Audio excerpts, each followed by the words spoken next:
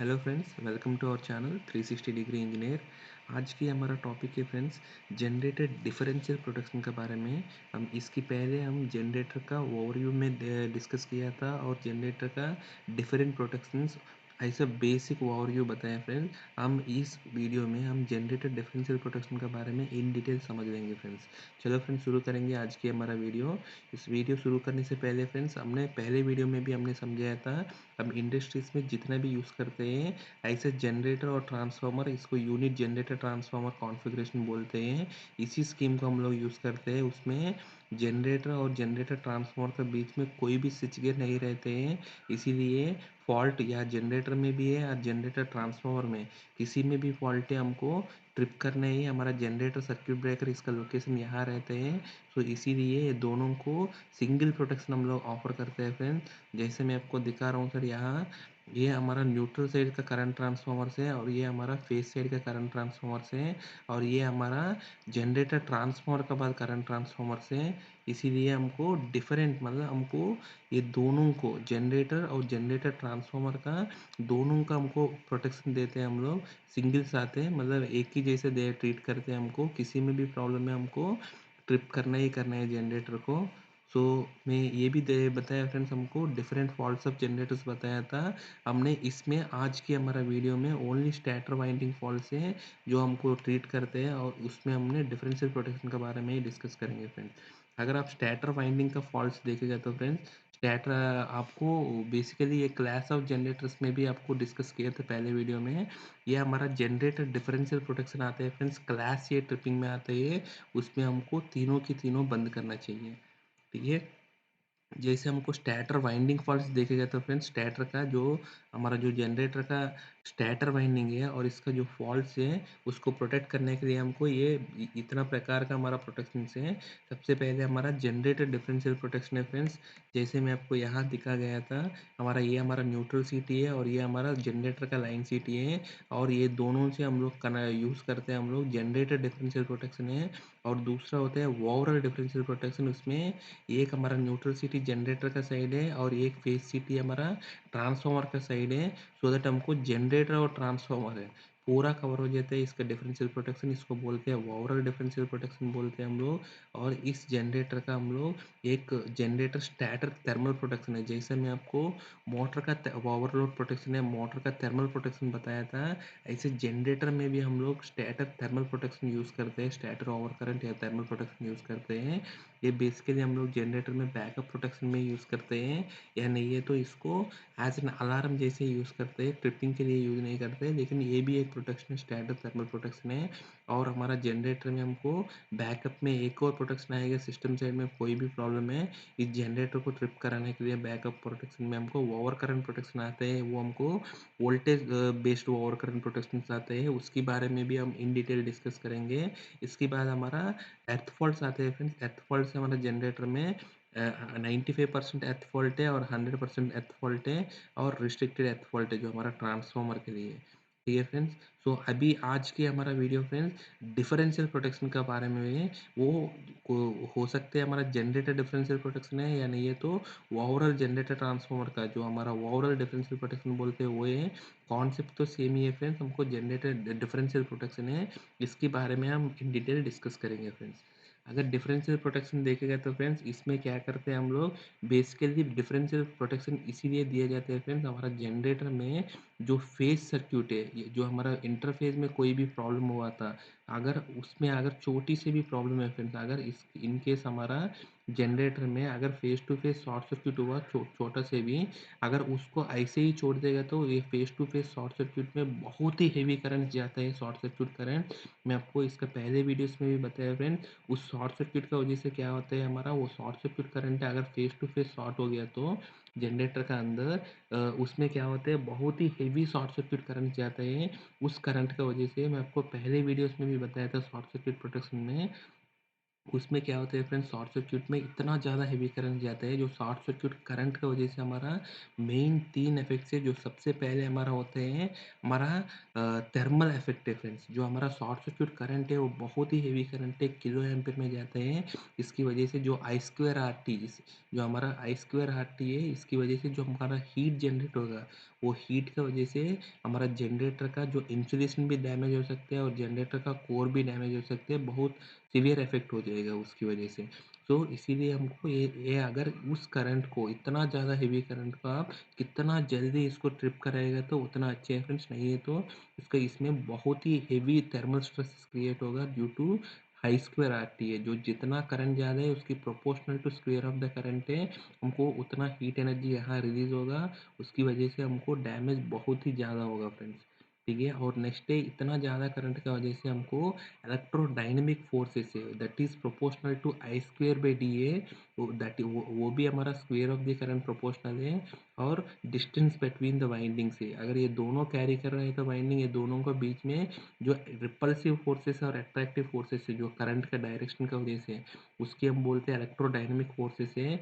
इसकी वजह से क्या हो सकता है, हमारा जो वाइंडिंग से वो डिफॉर्म हो सकते हैं, इसका पोजीशन से बाहर हो सकते हैं, और इसमें जो इफेक्ट होते हैं वो बहुत ही मतलब ये हमको रिपल्सिव फोर्स है तो वो क्या करते हैं वाइंडिंग को सेपरेट करने के लिए ट्राई करेगा। तो वो भी हमको इसकी वजह से बहुत ही मतलब लॉस चीज़ है फ्रेंड्स ये हमारा। ठीक है, और इसकी वजह से हमारा जो मैकेनिकल शॉक भी हो जाएगा हमारा शाफ्ट और कपलिंग्स में, वो भी उसमें भी हमारा शाफ्ट या कपलिंग टूट भी सकते हैं उसकी शॉक का वजह से सडनली, क्योंकि इतना ज़्यादा हेवी करंट है। इसकी वजह से जो इलेक्ट्रोडायनेमिक फोर्सेस क्रिएट हो रहे हैं उसकी वजह से भी हमारा मतलब ये मैग्नेटिक फोर्सेस की वजह से हमको मैकेनिकल शॉक और शाफ्ट और कपलिंग्स का डैमेज हो सकते हैं फ्रेंड्स। ठीक है, सो हमको इस जनरेटर में अगर इन केस कोई भी फेस टू फेस फॉल्ट हुआ तो हमको इंस्टैन्टेनियसली इसको ट्रिप करना है फ्रेंड, इंस्टैन्टेनियसली ट्रिप करने हैं।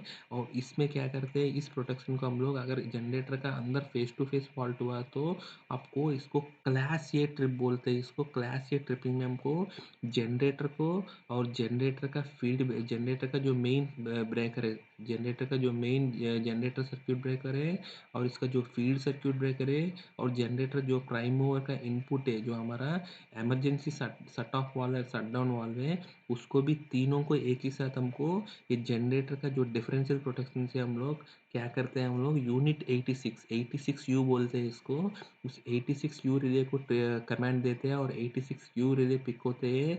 और उस रिले का तीनों कॉन्टैक्ट से एक हमारा जनरेटर ब्रेकर को ट्रिप करने के लिए, एक हमारा फील्ड ब्रेकर को ट्रिप करने के लिए जनरेटर एक्साइटेशन को, और तीसरा हमारा इमरजेंसी शट ऑफ वाल्व है जो हमारा जो प्राइम मूवर का इनपुट है, अगर स्टीम है तो स्टीम है, गैस टर्बाइन है तो इसका वो है मतलब इसका जो फ्यूल बंद करना है वो सब करने के लिए हमको इमरजेंसी शट ऑफ वाल्व में भी इसका कमांड दिया था 86 यू का। इससे तीनों की तीनों एक ही साथ ऑपरेट हो जाते हैं फ्रेंड, इसीलिए इसको क्लास ए ट्रिपिंग बोलते हैं। और इसका जो generator phase to phase faults में हमको करने के लिए हम लोग 86 ये हमारा ये यूज़ करते थे, हम लोग जनरेटर डिफरेंशियल प्रोटेक्शन यूज़ करते हैं। और इसका एनसी कोड है फ्रेंड्स 87 है, डिफरेंशियल प्रोटेक्शन है। अगर इसको हम जनरेटर में यूज़ करते हैं तो इसको बोलते हैं 87G बोलते हैं फ्रेंड्स इसको। ठीक है, इस प्रोटेक्शन में क्या होता है फ्रेंड्स, हम लोग ये हमारा जनरेटर है, इस जनरेटर में हमको ये हमारा जनरेटर का स्टार पॉइंट है, न्यूट्रल साइड है, और ये हमारा फेस साइड है। इस साइड का सीटी को हम बोलते हैं न्यूट्रल साइड सीटी से, और इसको हम फेस साइड सीटी बोलते हैं फ्रेंड। हमको ऐसे सेलेक्ट करना चाहिए फ्रेंड्स, हमको ये न्यूट्रल और फेस साइड का सीटी same similar cities identical cities आपको सेलेक्ट करना चाहिए।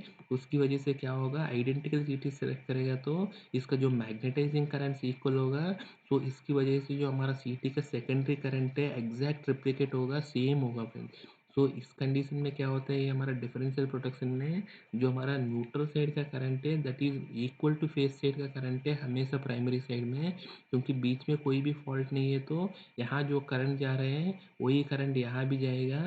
तो प्राइमरी में सेम है, अगर सेकेंडरी में भी आपको जो सीटी से सेम यूज़ किया तो सीटी में क्या वो क्या होगा, एग्जैक्ट रिप्लिका होगा प्राइमरी का। तो सेकेंडरी में भी हमारा सीटी में हमेशा आप याद रख लीजिए फ्रेंड्स, सीटी का जो डायरेक्शन है इसकी स्टार पॉइंट से बनते हैं फ्रेंड्स। तो सीटी हमेशा इसका स्टार पॉइंट से अवे देखते हैं फ्रेंड, जैसे इसका स्टार पॉइंट है इस साइड देखते हैं और इसका स्टार पॉइंट है इस साइड देखते हैं। तो इसीलिए हमारा डिफरेंशियल प्रोटेक्शन में क्या होता है, ये हमारा इसका बाउंड्रीज फिक्स कर दिया हमने, हमको इस इक्विपमेंट को हमने फिजिकल बाउंड्रीज बना दिया था। तो जहाँ हमारा सीटी का स्टार पॉइंट बन रहे हैं, यहाँ से हमारा एक स्टार्ट होगा प्रोटेक्शन इस साइड, और जहाँ हमारा दूसरी फेस साइड का सीटी से इसकी स्टार पॉइंट जहाँ ख़त्म होते हैं, वहाँ हमारा सीटी का फिजिकल बाउंड्री फिक्स हो गया था, क्योंकि सीटी जो लोकेशन है वो फिक्स है। इसकी वजह से जो हमारा प्रोटेक्टेड इक्विपमेंट है वो हमारा इतना ही इक्विपमेंट है फ्रेंड्स। ठीक है, ये लाइक हमारा फ्रेंड्स, मैं आपको पहले वीडियोस में भी मोटर डिफरेंशियल का प्रोटेक्शन में भी बताया था। उसमें क्या होते हैं, लाइक ये बहुत ही एक्यूरेट प्रोटेक्शन है, क्योंकि हमको यहाँ हमको दो बंदा देख रहे हैं, जहाँ लाइक वॉचमैन इसको समझ लेगा तो यहाँ दो वॉचमैन देख रहा था, और दोनों का जो डिफरेंस है वो हमको ऑपरेट करते हैं डिफरेंशियल प्रोटेक्शन है। ठीक है, इसीलिए यहाँ दो बंदा देख रहा था, दो पैरामीटर से, मतलब दो डिफरेंट सिटी से। इसकी वजह से हमको दो जगह से देख रहे हैं हम लोग, इसीलिए ये बहुत ही एक्यूरेट प्रोटेक्शन है कंपेयर टू कोई भी ओवर करंट प्रोटेक्शन है। उसमें सिंपल से एक ही करंट से ऑपरेट कर रहे हैं, उससे बहुत ही एक्यूरेट है हमारा डिफरेंशियल प्रोटेक्शन है, क्योंकि यहाँ फिजिकल बाउंड्री भी फिक्स हो गया था, और यहाँ हमारा ये आइडेंटिकल सिटीज़ के होने की वजह से इसमें जितना भी करंट जाएगा उसकी प्रोपोर्शनल सेकेंडरी करंट आएगा, और इसमें भी ऐसे ही आएगा।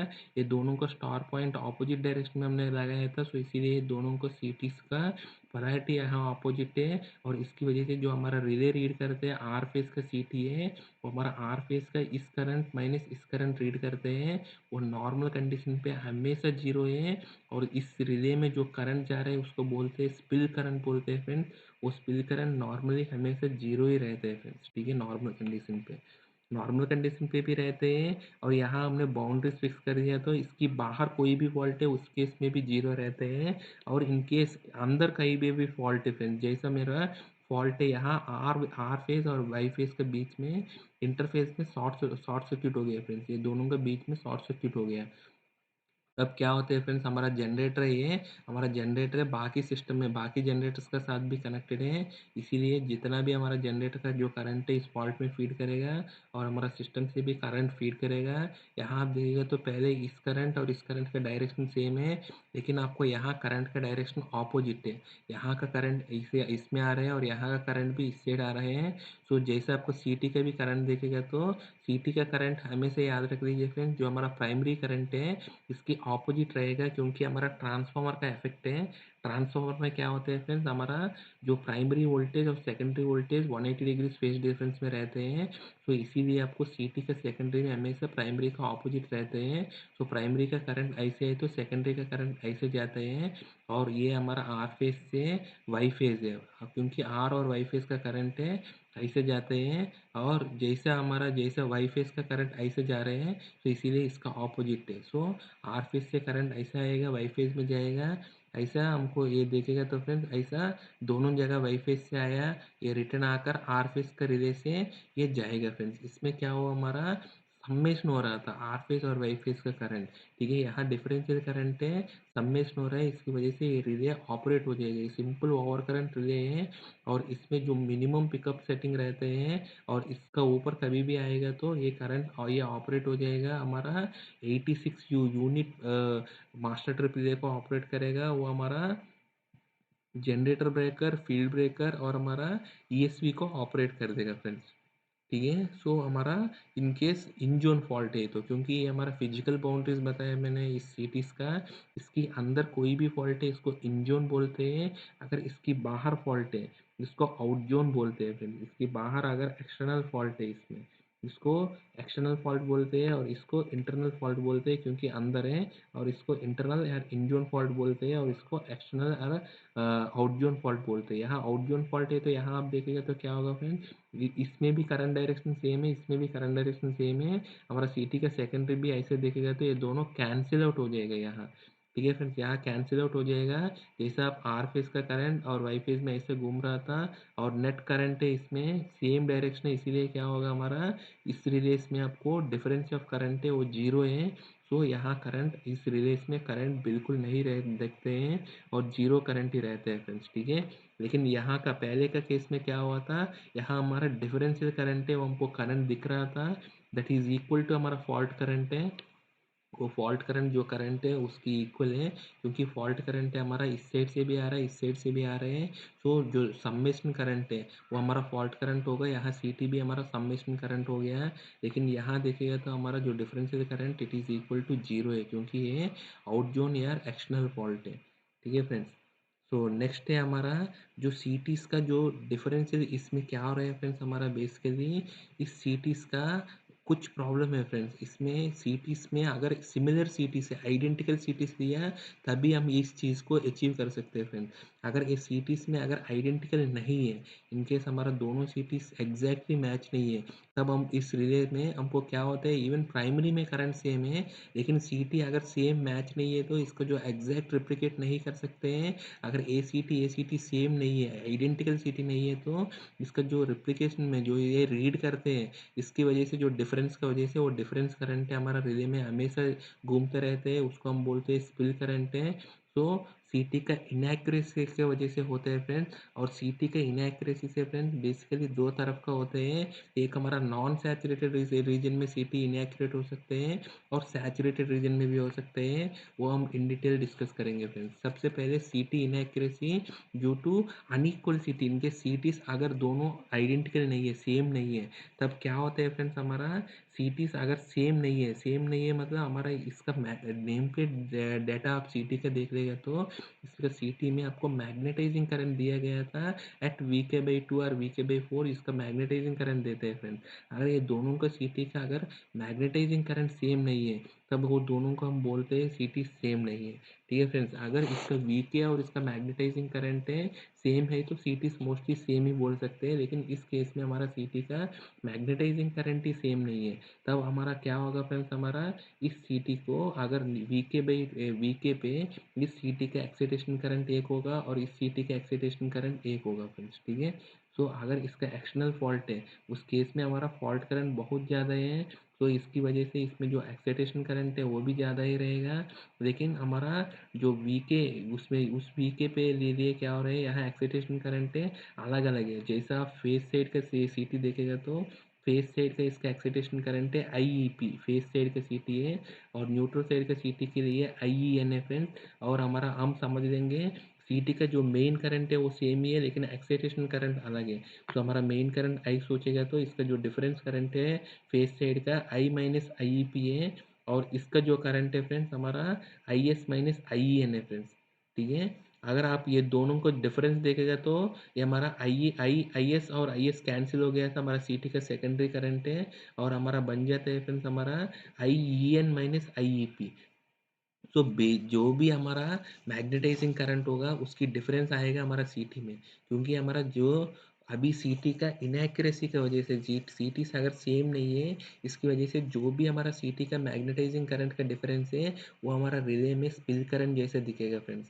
ठीक है। इस केस में हमको जो रिले का सेटिंग है उसको इस जो मैक्सिमम हमारा हमारा मैग्नेटाइजिंग करंट का डिफरेंस है सीटी का, उससे ऊपर रखना पड़ेगा हमको रिले को। अदरवाइज ये रिले थ्रो फॉल्ट हमारा आउट जोन फॉल्ट में भी, हमारा एक्सटर्नल फॉल्ट में भी ये रिले ऑपरेट कर सकते हैं और अननेसेसरी ये ट्रिप करा सकते हैं हमारा मशीन को। ठीक है। सो इस केस में हमको ऐसा रखना पड़ेगा, जो एक्साइटेशन करंट मैक्सिमम जो डिफरेंस करंट है उसके ऊपर हमारा रिले का सेटिंग रखना पड़ेगा फ्रेंड्स। ठीक है। लेकिन हमारा दूसरा केस हो सकता है फ्रेंड्स, अगर इन केस हमारा जो रिले है एग्जैक्टली बीच में नहीं रखा, क्योंकि हमारा आइडियली हमेशा ये तो पॉसिबल नहीं है, क्योंकि ये सीटी का वायरिंग तो कभी कभी हो सकते हैं इस साइड ज़्यादा हो सकते हैं और इस साइड कम हो सकते हैं। अगर सीटी में अगर बर्डन का डिफरेंस का वजह से भी हमारा सीटी में इनएक्यूरेसी हो सकते हैं। जैसे आप इस केस में देखिएगा तो ये relay towards phase set से रिले का पास है, इसीलिए हमारा जनरली क्या होता है फ्रेंड्स, ये मोस्टली पॉसिबल हो सकते हैं इनकेस हमारा जनरेटर का इनकेस विदाउट जनरेटर ट्रांसफॉर्मर है, हमारा जनरेटर है सीधा हमारा जनरेशन ब्रेकर में कनेक्टेड है, तो हमारा ब्रेकर साइड ये सीटी होगा, लेकिन हमारा सीटी का जो न्यूट्रल साइड सीटी होगा फील्ड से आएगा, तो ऑब्वियसली क्या होगा, हमारा फील्ड से हमारा सीटी के टर्मिनेशन यहाँ तक पैनल तक लाना पड़ेगा, और हमारा जो जहाँ ब्रेकर है वहाँ हमारा रिले होगा, डिफरेंशियल रिले। तो इस सीटी का, इसका जो लीड का रेजिस्टेंस ज़्यादा होगा, इसकी वजह से इस सीटी का बर्डन ज़्यादा रहेगा, लेकिन इस सीटी का बर्डन कम रहेगा फ्रेंड्स, ठीक है। फेस साइड का सीटी का बर्डन कम रहेगा, ठीक है। मतलब कुछ पर्टिकुलर केसेस है जहाँ आपको इस सीटी हमारा स्विच गियर का साइड है और यहाँ हमारा रिले भी स्विच गियर में है, तब हमको यहाँ से हम लाने के टाइम पे इसका बर्डन ज़्यादा होगा फ्रेंड्स। अगर बर्डन अलग अलग है तो क्या होगा फ्रेंड्स, हमारा सेम यहाँ आप देखिएगा तो बर्डन अलग अलग है तो इसका एक्साइटेशन वोल्टेज अलग अलग होगा फ्रेंड्स, क्योंकि हमारा इस केस में आप देखिएगा तो एक्साइटेशन वोल्टेज अलग अलग है इसमें, और इसकी वजह से एक्साइटेशन करंट भी अलग अलग है। जैसे आप देखिएगा तो बर्डन कम है तो आपको एक्साइटेशन वोल्टेज भी कम रहेगा और एक्साइटेशन करंट भी कम रहेगा, और इस सिटी में भी एक्साइटेशन का बर्डन ज़्यादा है, इसीलिए एक्साइटेशन वोल्टेज थोड़ा ज़्यादा रहेगा और एक्साइटेशन करंट भी ज़्यादा रहेगा फ्रेंड्स। यहाँ देखेगा तो हमको बहुत कम करंट का ज़रूरत है और इसकी वजह वोल्टेज भी कम है, पर फेस साइड के सिटी में और न्यूट्रल साइड के सिटी में एक्साइटेशन करंट भी ज़्यादा है और इसका जो ये वोल्टेज भी ज़्यादा रहेगा फ्रेंड्स, ठीक है।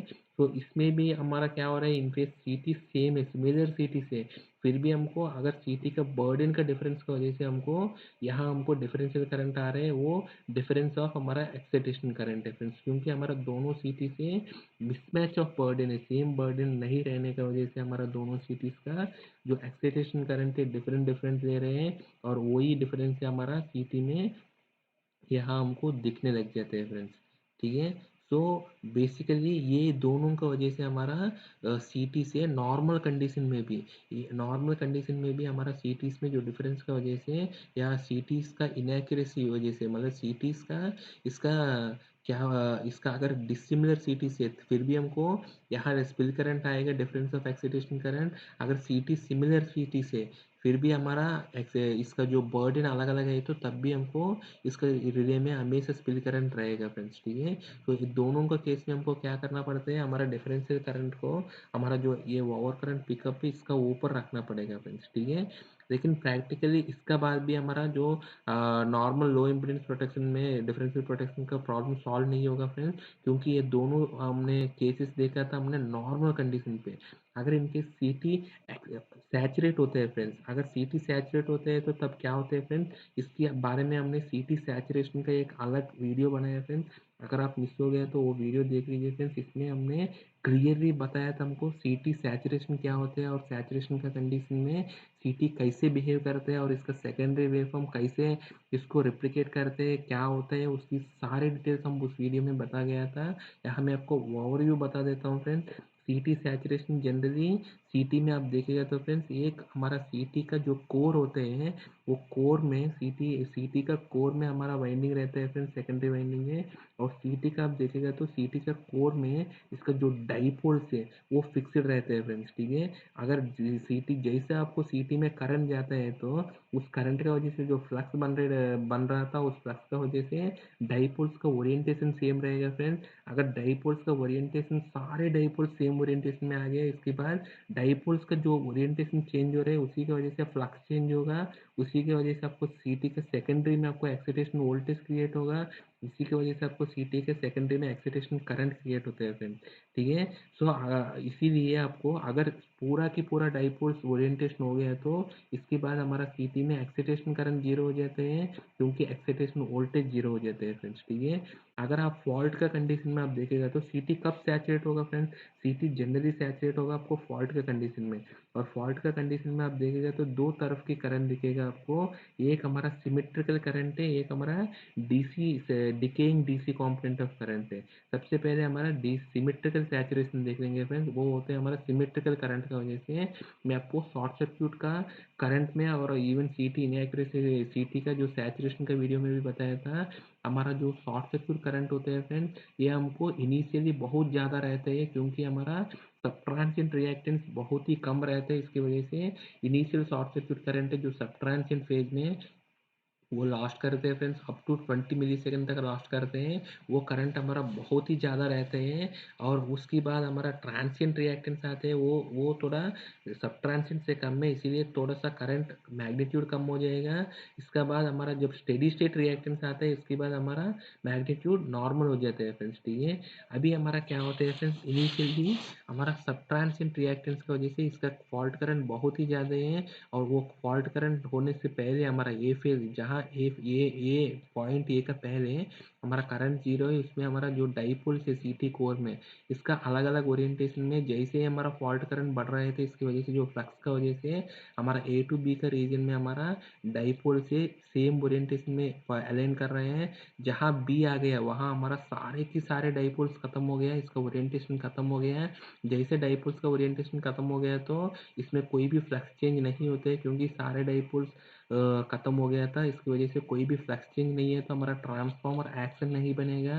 इसकी वजह से rate of change of flux नहीं है, तो सेकेंडरी में जो सी टी के सेकेंडरी में इसका एक्साइटेशन वोल्टेज नहीं रहते हैं फ्रेंड्स। अगर एक्साइटेशन वोल्टेज नहीं रहे तो करंट भी नहीं रहेगा। इसीलिए हमारा जब कभी भी सी टी सैचुरेट हो गया तो इसकी सेकेंडरी करंट जीरो हो जाते हैं फ्रेंड्स। यहाँ मैं आपको दिखा रहा हूँ, यहाँ हमारा प्राइमरी है डॉटेड करंट है, और सेकेंडरी हमने ये सॉलिड सॉलिड लाइन जो दिखाया था वो है फ्रेंड्स। तो हमारा सी टी का सेकेंडरी में आपको दिखेगा ऐसे है, और बी टू सी में बिल्कुल कोई भी करंट नहीं दिखेगा, क्योंकि सी टी सैचुरेट हो गया था। लेकिन जैसे ही आपको नेगेटिव साइकिल में जाएगा, नेगेटिव साइकिल में क्या होगा फ्रेंड्स, हमारा सी टू डी में दोबारा इस डाइपोल्स का ओरिएंटेशन दोबारा चेंज होगा, क्योंकि नेगेटिव डायरेक्शन में अभी पोलैरिटी चेंज हो रहे हैं। तो सी टू डी में कुछ डाइपोल से हमको रिवर्स डायरेक्शन में अभी अलाइन करने के लिए ट्राई करेगा। और जहाँ डी पॉइंट डी है मैक्सिमम आने से पहले हमको अगर सारे के सारे डाइपोल्स रिवर्स डायरेक्शन में भी ओरिएंटेशन हो गया तो फिर भी हमारा सी टी सैचुरेट हो जाएगा। So rate of change of flux zero है, तो एक्साइटेशन वोल्टेज जीरो है, और एक्साइटेशन करंट जीरो है। इसीलिए आपको सी टी का सेकेंडरी में बिल्कुल करंट नहीं दिखेगा, जीरो करंट दिखेगा फ्रेंड्स। और जैसे आपको धीरे धीरे जैसे ये सब ट्रांसिएंट फेज है, जैसे ट्रांसिएंट फेज आएगा तो इसका मैग्नीट्यूड ऑफ करंट कम होगा, इसी वजह से हमारा सैचुरेशन रीजन है, सैचुरेशन करंट भी कम रहेगा फ्रेंड्स, ठीक है। जैसे आप देखिएगा तो ये हमारा जब सिमेट्रिकल फॉल्ट होते हैं तब हमारा इवन सी टी है इसमें जहाँ हमारा सैचुरेट हो जाता है, वहाँ बाकी फेज का सी टी सैचुरेट नहीं होगा, तो इस पार्ट में हमारा डिफरेंशियल स्पिल करंट हमको दिख जाएगा फ्रेंड्स, क्योंकि ये purely because of C T saturation है। क्योंकि हमारा एक्चुअली सी टी में हमारा जनरेटर में फॉल्ट नहीं है, वो एक्सटर्नल फॉल्ट है, फिर भी हमारा सी टी का सैचुरेशन की वजह से इस पार्ट में हमको डिफरेंशियल करंट दिखेगा फ्रेंड्स, ठीक है। अगर in case D C offset current है, सिमेट्रिकल करंट है, उसमें क्या होता है फ्रेंड्स, हमारा डीसी का करंट ये इनिशियली हमारा डिकेइंग कंपोनेंट है, हमको इनिशियली हमारा पॉजिटिव साइकिल्स का पोर्शन ज़्यादा रहेगा, और धीरे धीरे धीरे पॉजिटिव और नेगेटिव साइकिल सेम रहेगा फ्रेंड्स। इसमें इनकेस अगर हमारा फॉल्ट करंट कम है, फिर भी हमारा पॉजिटिव का सीक्वेंस करंट ज़्यादा है, इसी मतलब इसका साइकिल ज़्यादा है।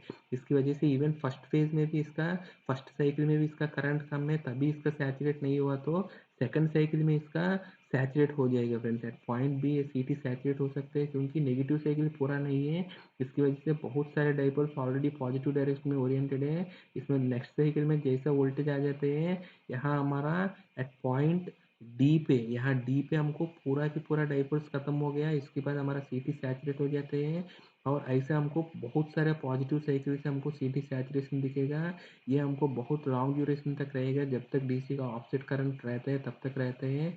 और तब तक हमको जैसे सी टी सैचुरेट होते हैं, वहाँ हमको डिफरेंशियल स्पिल करंट हमको दिखने लग जाते हैं फ्रेंड्स, सी टी का सेकेंडरी में जो हमारा रिले में, ठीक है। दोनों की वजह से भी हमारा रिले मतलब ऑपरेट हो सकते हैं। सो हमने जो हमको पहले में आपको दिखाया था, हमारा जो सिंपल डिफरेंशियल रिले है फ्रेंड्स, ये हमारा लो इम्पीडेंस डिफरेंशियल रिले बोलते हैं इसको। ये डिफरेंशियल प्रोटेक्शन से हम लोग अचीव नहीं कर सकते, क्योंकि because of C T inaccuracies और सी टी का सैचुरेशन की वजह से, ये तीन कंडीशन की वजह से। क्योंकि सी टी का इनएक्यूरेसी क्यों हो रहे हैं, अगर डिसिमिलर सी टी से एग्जैक्ट सी टी तो ला नहीं सकते, आइडेंटिकल सी टीज थोड़ा सा डिसिमिलर होगा, इसकी वजह से जो मैग्नेटाइजिंग करंट के डिफरेंस की वजह से हमको यहाँ सी टी के इनएक्यूरेसी की वजह से हमको यहाँ रिले में हमको डिफरेंशियल करंट दिख रहे हैं। और दूसरा कंडीशन है, यहाँ हमारा सी टी का जो बर्डन है, अगर ये लीड वेव्स इस साइड और इस साइड सेम नहीं है, इसकी वजह से भी हमारा सी टी का जो डिफरेंशियल रिले में हमको करंट स्पिल करंट दिख रहे हैं फ्रेंड्स, ठीक है। थर्ड हमारा सीटी का सैचुरेशन वजह से यहाँ जो हमारा एक्सटर्नल फॉल्ट है उस कंडीशन में हमारा सीटी का जो हमारा सिमेट्रिकल फॉल्ट करंट और डिकेइंग डीसी कंपोनेंट है, डीसी कंपोनेंट की वजह से भी हमारा सीटी सैचुरेट हो रहे हैं, उसकी वजह से भी हमारा रिले हमारा रिले हमारा क्या हो रहा है फ्रेंड्स, डिफरेंशियल करंट दिखा रहे हैं फ्रेंड्स। तो इस प्रोटेक्शन को आप यूज नहीं कर सकते फ्रेंड्स, क्योंकि आप उस प्रोटेक्शन का आप यूज़ करेगा तो इसका जो पिकअप करंट है बहुत ही ज़्यादा रखना पड़ेगा, फॉल्ट करंट से भी ज़्यादा है। तो उतना रखने से हमको इस जनरेटर का आपको प्रोटेक्शन ऑफर नहीं कर सकते, मतलब ये इसका पर्पज़ मेन पर्पज़ ही डिफीट हो जाएगा, क्योंकि हमको उस फॉल्ट करंट में भी हमको ये सीटी सैचुरेट हो रहा है तो ये डिफरेंशियल करंट बहुत ही ज़्यादा दिखेगा फ्रेंड। तो हमको इस प्रोटेक्शन को प्रैक्टिकली आप यूज नहीं कर पाएगा, इसीलिए हम लोग दो अलग अलग प्रोटेक्शन यूज़ करते हैं फ्रेंड्स। एक हमारा हाई इम्पीडेंस प्रोटेक्शन है और दूसरा हमारा बायस डिफरेंशियल प्रोटेक्शन यूज़ करते हैं फ्रेंड्स। सबसे पहले हमारा हाई इम्पीडेंस प्रोटेक्शन है फ्रेंड्स। ये इससे कैसे अचीव हो जाते हैं मैं आपको यहाँ बता रहा हूँ फ्रेंड्स। एक फेज़ का मैंने आपको लिया था, कोई एक फेज़ का आर फेज़ का लिया था मैंने, समझ लीजिए ये हमारा जनरेटर का आर फेज़ का वाइंडिंग है और ये हमारा न्यूट्रल साइड का सीटी है और न्यूट्रल एंड है यहाँ, और ये हमारा फेज साइड का सीटी है फ्रेंड्स, ठीक है। तो नॉर्मल कंडीशन में क्या होगा फ्रेंड्स, हमारा लोड करंट सेम है, लोड करंट पे चलने के टाइम पे हमारा सीटी का जो सेकेंडरी करंट है ISL है और फेज साइड का भी ISL है, ये सेम ही रहेगा। और हमारा जीटी का सीटी का एक्साइटेशन करंट अलग अलग है, फेज साइड का IEP है और न्यूट्रल साइड का IEN है। तो हमारा इस साइड का करंट है ISL माइनस एक्साइटेशन करंट होगा, ISL माइनस IEN है, और इसका ISL माइनस IEP होगा फ्रेंड्स। तो हमारा जो सीटी का जो हमारा ये करंट है, हमारा जो रिले रीड करेगा जो स्पिल करंट है, वो डिफरेंस ऑफ हमारा स्पिल करंट होगा फ्रेंड्स, ठीक है। तो हमारा रिले का सेटिंग तो इसका ऊपर तो हम रखेंगे ही रखेंगे, इसका पिकअप पे, ठीक है। हमको इसीलिए हमारा सीटी का जो डिफरेंशियल पिकअप में, डिफरेंशियल करंट में जो हमारा जो पिकअप रहते हैं फ्रेंड्स, वो हमने बहुत ही कम भी नहीं रह सकते, मतलब जैसे हमने 0.05 0.5% 1% ऐसा उतना सेंसिटिव भी नहीं रख सकते हैं, क्योंकि हमको सीटीज में एग्जैक्ट सेम नहीं हो सकते हैं, या नहीं है तो सीटी का जो बर्डन है एग्जैक्ट सेम नहीं हो सकते हैं। उसकी वजह से हमको थोड़ा स्पिल करंट तो रिले में दिखने में तो मिल ही जाते हैं, इसीलिए हमको जो मैक्सिमम जो स्पिल करंट है वो हमको मैक्सिमम हमारा सीटी का डिफरेंस ऑफ बर्डन की वजह से और डिफरेंस ऑफ इसका मैक्सिमम एक्साइटेशन करंट का जो डिफरेंस है ये दोनों सीटी के बीच में, उसका ऊपर तो हमको सेटिंग रखना ही पड़ेगा फ्रेंड्स, ठीक है।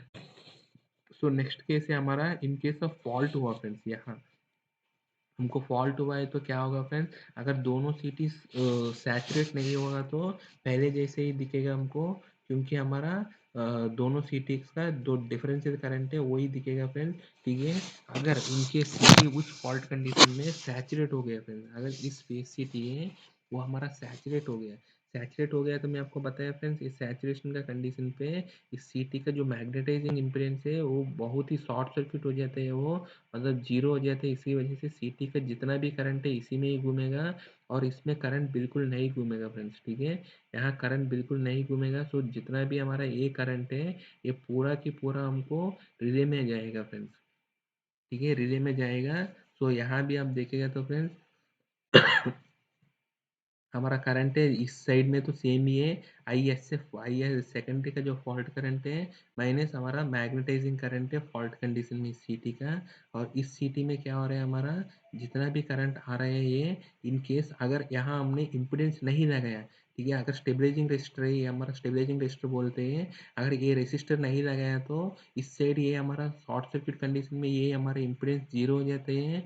सो अगर अगर इसमें स्टेबलाइजिंग रेजिस्टेंस नहीं लगाया तो पहले का कंडीशन में क्या हो रहे हैं, वो सारे के सारे करंट यहाँ भी रिले का रेजिस्टेंस बहुत ही कम है, लेस देन 0.1 ओम है, इसीलिए सारे के करंट इसमें जा रहे हैं।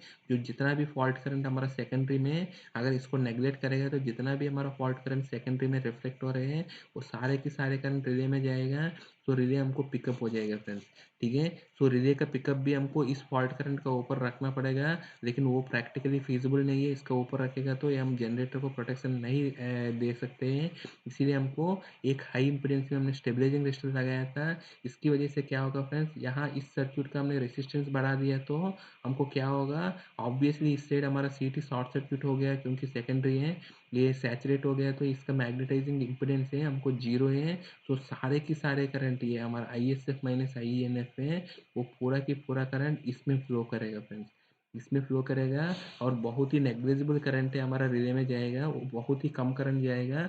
उस करंट का हमको हमारा टारगेट है जो हम इस रिले का जो पिकअप करंट रखते हैं इससे भी कम रखेंगे, सच दैट इसमें उसमें जितना रेजिस्टेंस वैल्यू में इसका पिकअप करंट से नीचे आएगा इसके हिसाब से हमने इसका स्टेबलाइजिंग रेजिस्टर सेट करते हैं फ्रेंड्स, ठीक है। सो दैट इसमें जो करंट जाएगा अगर इस सीटी सैचुरेट होने की वजह से जो करंट जाएगा वो हमारा पिकअप करंट से कम रहेगा, तो हमारा रिले पिक नहीं होगा फ्रेंड्स, हमको रिले माला पिक नहीं होगा, ठीक है। जैसा आप इसका सीटी का जो इसका स्टेबलाइजिंग रेजिस्टर कैसे रखेंगे फ्रेंड्स, हम लोग इसका स्टेबलाइजिंग रेजिस्टेंस रखने के लिए पहले इसका अक्रॉस वोल्टेज देख लीजिए। वो वोल्टेज है हमारा ISF। ISF हमारा फॉल्ट करंट ही ले लीजिए क्योंकि मैग्नेटाइजिंग करंट बहुत ही कम रहते हैं, सो आप ISF ले लीजिए। ISF इंटू जो CT का रेसिस्टेंस है प्लस हमारा लीड का रेसिस्टेंस है, ये हमारा CT का सेकेंडरी रेजिस्टेंस प्लस हमारा दोनों लीड का सेकेंडरी रेजिस्टेंस है, इंटू हमारा जो फॉल्ट करंट है इसके अक्रॉस वोल्टेज होगा, तो वो हमारा सेकेंडरी वोल्टेज है। तो हमने इसका जो पिकअप सेटिंग जो रखा था हमने IS से, जो हमारा रिले का पिकअप सेटिंग है वो IS से है, तो हमको रिले का सेटिंग ऐसे रखना पड़ेगा। इसकी अक्रॉस वोल्टेज आपको मिल गया और इसके अक्रॉस करंट कितना रखना है इसके हिसाब से हमको रेसिस्टेंस डिराइव कर सकते हैं आप। तो हमारा वोल्टेज में करंट है जो हमारा इसमें वोल्टेज आ गया सेकेंडरी वोल्टेज, और इसका जो करंट है हमको पिकअप सेटिंग से नीचे रखना है, तो ये पिकअप सेटिंग है। तो VS/IS से हमारा टोटल इसका रेसिस्टेंस आ गया, उस रेसिस्टेंस में अगर रिले का रेसिस्टेंस आप हटा देगा तो वो हमको स्टेबलाइजिंग रेसिस्टेंस आएगा फ्रेंड्स, ठीक है। रिले का रेसिस्टेंस बहुत कम रहते हैं, तो आप इनडायरेक्टली आप VS/IS से इसके अक्रॉस जो वोल्टेज आ रहे हैं डिवाइडेड बाय हमारा सेटिंग है वो हमारा स्टेबलाइजिंग रेसिस्टेंस होगा फ्रेंड्स। तो हमको एक CT सैचुरेशन होने का बाद भी हमारा CT में यहाँ क्या होता है हमारा CT में जो हमारा रिले में आपको करंट है पिकअप सेटिंग या इसके नीचे ही रहेगा, तो हमारा रिले पिक नहीं होगा फ्रेंड्स, ठीक है। अगर in case of normal condition पे इसका ऑलरेडी इम्पीडेंस बहुत ज़्यादा है CT का, जो हमारा मैग्नेटाइजिंग इम्पीडेंस बहुत ज़्यादा रहते हैं, इनफाइनिट रहते हैं आइडियल कंडीशन पे, तो जितना भी हमारा डिफरेंशियल करंट आएगा वो इसी कंडीशन में आएगा, इसी में आएगा, क्योंकि ये हमको सिर्फ CT सैचुरेट होने के टाइम पे ही हो रहे हैं फ्रेंड्स, ठीक है। अगर CT सैचुरेट नहीं होगा तो इस स्टेबलाइजिंग रेजिस्टेंस आप देखिएगा तो ये अराउंड 60 to 100 ओम के बीच में आएगा स्टेबलाइजिंग रेजिस्टर। ये बहुत ही कम है कंपेयर टू यहाँ है, क्योंकि यहाँ हमारा रेजिस्टेंस है बहुत ही ज़्यादा रहेगा, हमारा मैग्नेटाइजिंग रेजिस्टेंस है, मैग्नेटाइजिंग रिएक्टेंस है, मैग्नेटाइजिंग इम्पीडेंस है, वो बहुत ही ज़्यादा रहते हैं। इसकी वजह से इस साइड हमको बहुत ही ज़्यादा रहते हैं फ्रेंड्स, तो हमको ऑलमोस्ट नेग्लिजिबल ही बोल सकते हैं, ठीक है। तो नेक्स्ट है फ्रेंड्स, इस यहाँ स्टेबलाइजिंग रेजिस्टेंस लगाने की वजह से एक और हमारा प्रॉब्लम है फ्रेंड्स, इनकेस हमारा CT का यहाँ हमारा इन जोन फॉल्ट है, इन जोन फॉल्ट में भी हमारा फॉल्ट करंट बहुत ज़्यादा रहते हैं, इससे भी ज़्यादा फॉल्ट करंट रहते हैं। हमारा जो फॉल्ट करंट ज़्यादा रहते हैं उसमें हमारा सेकेंडरी करंट भी बहुत ज़्यादा रहते हैं। सेकेंडरी करंट ज़्यादा रहेगा तो उस सेकेंडरी करंट है इंटू इसका रेसिस्टेंस ज़्यादा होने की वजह से यहाँ हमारा वोल्टेज भी ज़्यादा रहेगा फ्रेंड्स, ठीक है। इसी वजह से अगर इसमें जो पीक वोल्टेज है, जो हमारा शॉर्ट सर्किट कंडीशन पे जो इनिशियली जो हमारा शॉर्ट सर्किट सब ट्रांसिएंट करंट की वजह से इनिशियली जो हमारा करंट आ रहे हैं, ठीक है, उसकी वजह से जो हमको सेकेंडरी बनेगा वो हमारा, उसकी वजह से जो हमारा यहाँ वोल्टेज अक्रॉस बनेगा वो हमारा पीक वोल्टेज हो सकते हैं। अगर उसका पीक वोल्टेज इसका इंटू √2 है, अगर उस वोल्टेज अगर 3 kV के ऊपर जाता है तो फ्रेंड्स इसमें एक हमारा नॉन लीनियर रेजिस्टर या सर्ज प्रोटेक्शन डिवाइस भी हम लोग इम्प्लीमेंट करते हैं फ्रेंड्स, ठीक है। तो अगर इसके अक्रॉस 3 kV के ऊपर पीक वोल्टेज आते हैं तब हम लोग क्या करना है, इसमें हमको एक नॉन लीनियर रेजिस्टर या सर्ज प्रोटेक्शन डिवाइस इसके अक्रॉस रखते हैं फ्रेंड्स, ठीक है, हाई इम्पीडेंस डिफरेंशियल में। अदरवाइज उसका ज़रूरत नहीं है, 3 kV के नीचे अगर इसका वोल्टेज है तो उसमें आपको सर्ज प्रोटेक्शन डिवाइस का ज़रूरत ही नहीं है फ्रेंड्स, ठीक है। तो हमको इस हाई इम्पीडेंस डिफरेंशियल में हमको सेटिंग जनरली हम लोग रखते हैं फ्रेंड्स 10% या 20% रखते हैं, जितना चाहिए तो उतना रख सकते हैं, लेकिन आपको सेटिंग कम रहेगा तो आपको यहाँ स्टेबलाइजिंग रेजिस्टेंस का वैल्यू बढ़ जाएगा। अगर स्टेबलाइजिंग रेजिस्टेंस का वैल्यू बढ़ जाएगा तो आपको यहाँ आपको non linear surge protection device का रिक्वायरमेंट का ज़रूरत पड़ सकते हैं फ्रेंड्स, क्योंकि वोल्टेज बढ़ने का चांस ज़्यादा है।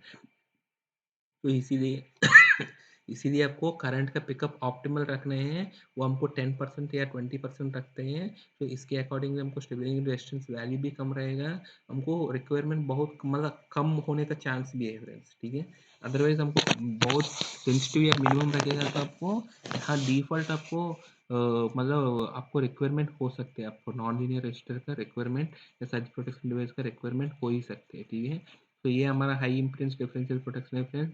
इसके बाद हम देख लेंगे बायस्ड डिफरेंशियल प्रोटेक्शन है फ्रेंड्स। बायस्ड डिफरेंशियल प्रोटेक्शन में क्या होता है हमारा, बेसिकली आप देखिएगा तो फ्रेंड्स हमको ये सारे कंडीशन क्या हो रहे हैं, नॉर्मल लोड करंट में हमको इतना प्रॉब्लम नहीं है फ्रेंड्स। नॉर्मल लोड करंट में हमको ये दोनों का सीटी का जो एक्साइटेशन करंट है, जो डिफरेंस है उससे ऊपर रखेगा तो भी सेटिंग हमको हो जाएगा, क्योंकि एक्साइटेशन करंट है बहुत मिली एम्पियर में होते हैं। इसकी वजह से हमारा सेटिंग भी मिली एम्पियर में कर सकते हैं, बहुत सेंसिटिव रख सकते हैं। लेकिन हम लोग एक्साइटेशन करंट का डिफरेंस का वजह से नॉर्मल कंडीशन में है, लेकिन जब सैचुरेट होते हैं तब हमको यहाँ हमको ज़्यादा करंट आ रहे हैं फ्रेंड्स, ठीक है। तो अगर आप इस कंडीशन को, जो हमारा प्राइमरी करंट है उसकी देखकर हम लोग ये हमारा फॉल्ट करंट है या नहीं, ये तो नॉर्मल करंट है। अगर हमारा रिले बहुत ही एडवांस रिले है, हमारा हमारा रिले में ऐसे एक फीचर दे देंगे, अगर रिले को खुद पता चल गया है अगर ये करंट है जो प्राइमरी में जा रहे हैं वो नॉर्मल करंट है, फॉल्ट करंट है। अगर ये नॉर्मल करंट है, मतलब ये नॉर्मल लोड करंट है, तो इसका सेटिंग बहुत ही सेंसिटिव रहेगा।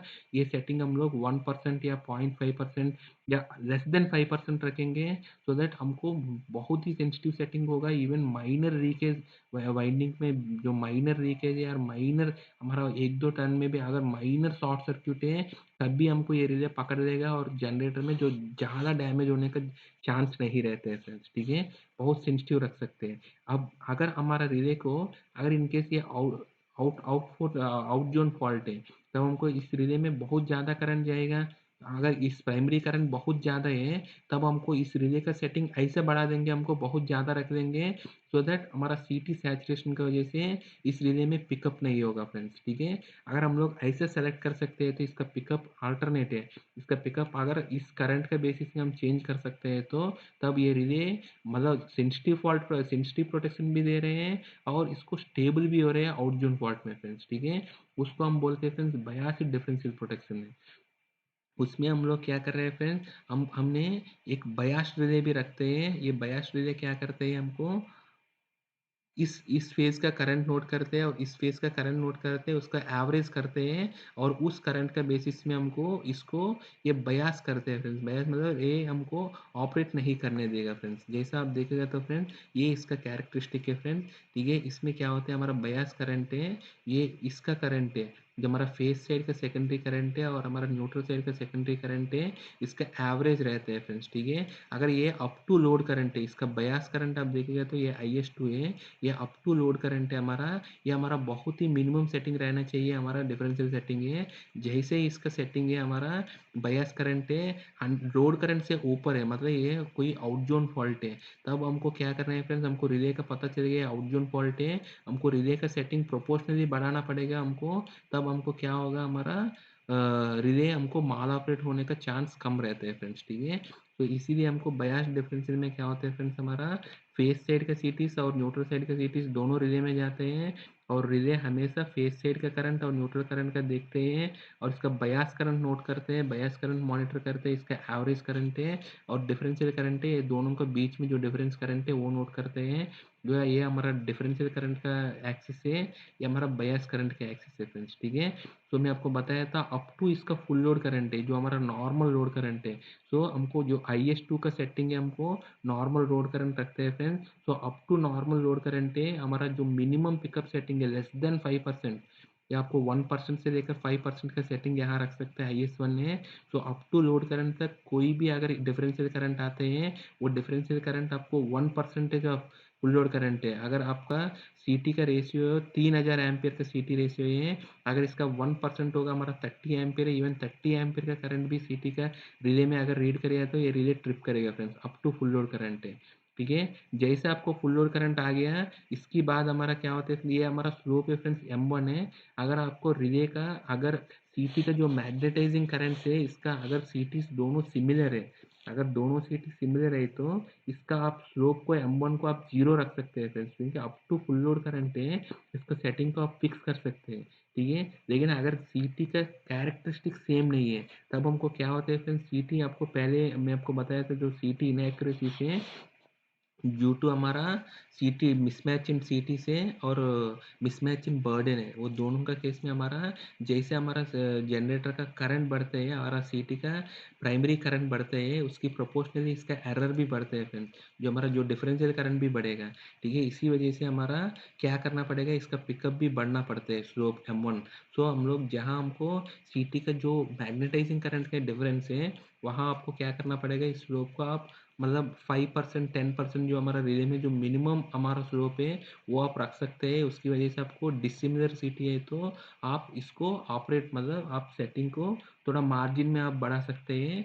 लेकिन आप अगर M1 जीरो या कितना कम रखेगा फ्रेंड्स, और IS1 कितना कम रखेगा, तो आपको उतना अच्छा उतना सेंसिटिव प्रोटेक्शन देगा हमारा जनरेटर को। क्योंकि हमारा जनरेटर बहुत ही माइनर फॉल्ट है, मतलब आप समझ लीजिए फ्रेंड्स 1% ऑफ करंट है, मतलब 30 एम्पियर है। 30 एम्पियर जाने से पहले ही हमारा जनरेटर ट्रिप कर रहे हैं, मतलब जनरेटर को तो कुछ होगा ही नहीं है, बहुत ही माइनर इंसुलेशन लीकेज है, उसकी वजह से भी हमारा कोई भी फॉल्ट होता है तो उस केस में भी हमारा जनरेटर को आप ट्रिप करा सकते हैं, और उसमें कोई भी वार्निश वीर्निश लगाने से भी हमारा जनरेटर का हेल्दीनेस रिस्टोर कर सकते हैं जनरेटर को। जनरेटर में मेजर ओवरहॉलिंग या जनरेटर का वाइंडिंग रीवाइंडिंग करने का या जनरेटर कोर फॉल्ट तक पहुंचने का चांस ही नहीं रहते हैं, क्योंकि इसीलिए आपको M1 और IS1 का सेटिंग है, बहुत ही सेंसिटिव सेटिंग रहते हैं। इसीलिए मैं आपको जनरली प्रेफर करता हूँ IS1 ने लेस देन 5% IS1 सेटिंग रख दीजिए, और M1 ने अगर सीटी का अगर सेम सिमिलर सीटी से तो आप M1 जीरो रख दीजिए, मतलब सेम सिंपल स्लोप है, तो अप टू हमारा IS2 सेटिंग है, मतलब IS2 सेटिंग आप रख लीजिए जो नॉर्मल लोड करंट है। अगर ये अगर हमारा जनरेटर का लोड करंट है 3000 का सीटी में जनरेटर का लोड करंट 2500 है, तो इसका 2500 का प्रोपोर्शनल यहाँ IS2 रख दीजिए। सेकेंडरी में आपको 25 है, जो हमारा 5 एम्पियर का सीटी है तो प्रोपोर्शनली हमारा 5 एम्पियर है, इसका प्रोपोर्शनली जो भी आएगा हमारा वो उसका सेटिंग यहाँ रख दीजिए IS2 है, और IS1 5% रख लीजिए, और M1 है आप अगर सीटी सेम है तो जीरो रख लीजिए, नहीं है तो आप जो मिनिमम रिले में जो सेटिंग रहते हैं 5% 10% 20% जो मिनिमम पे जो स्लोप सेटिंग रहते हैं वो आप रख लीजिए M1 को, अदरवाइज जीरो रख लीजिए।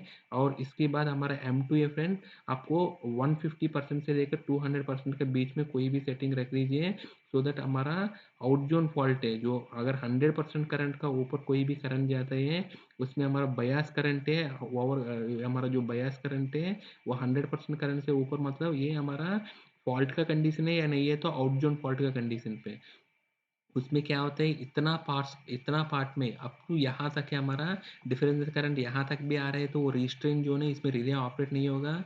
उस केस में भी अगर यहाँ भी केस देखेगा तो हमारा डिफरेंशियल करंट इससे ऊपर आया तब भी आपको रिले पिक करेगा फ्रेंड्स। ये हमारा ऑपरेटिंग जोन है रिले का, ये हमारा रिस्ट्रेन जोन है। यहाँ इसमें कोई भी डिफरेंशियल करंट इस कंडीशन में इसके नीचे कोई भी डिफरेंशियल करंट आया उस केस में भी हमारा रिले ऑपरेट होता ही नहीं है फ्रेंड्स। ठीक है, तो ये हमारा बयास डिफरेंसेस है करंट प्रोटेक्शन है फ्रेंड। तो दोनों की केस में हमको बहुत ही सेंसिटिव सेटिंग आपको मिलेगा बयास डिफरेंशियल प्रोटेक्शन। तो ये हमारा जनरेटर के डिफरेंशियल प्रोटेक्शन के बारे में फ्रेंड्स।